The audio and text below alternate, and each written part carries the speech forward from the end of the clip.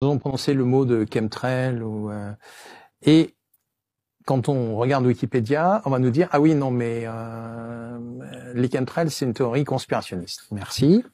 J'ai dit mais est-ce que vous savez ce que le plus gros organisme conspirationniste de la Terre, c'est-à-dire le Congrès des États-Unis, le Congrès des États-Unis, c'est forcément conspirationniste. En 1997, demande au NRC, National Research Council, de faire une étude sur ce que les militaires américains ont répandu pendant les 30 précédentes années dans le ciel. Donc, je le redis, là, il n'y a rien de conspirationniste puisque c'est le Congrès des États-Unis qui demande à un organisme de recherche officiel, le NRC, de lui faire un rapport sur ce que les militaires américains ont répandu dans le ciel pendant 30 ans. Alors, j'ai lu le rapport, puisqu'il est accessible, donc on lit qu'ils ont mis un sulfate de cadmium zinc, enfin bon.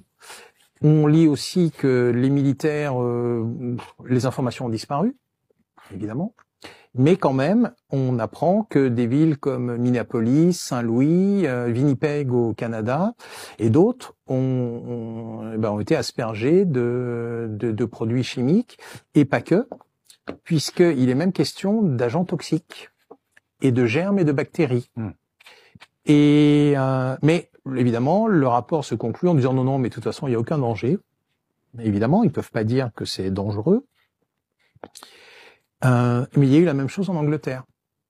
En Angleterre, c'est exactement le même rapport, sauf que ça n'est pas le NRC, c'est l'Académie royale de médecine, qui dit non, mais il n'y a pas de tout va bien, enfin, sauf qu'on sait que, et ça c'était notamment le Guardian qui en parle, qui dit ils ont répandu des germes, des bactéries, etc., etc. Et effectivement, en dessous, les taux de leucémie, de fausses couches sont proportionnellement bien plus élevés.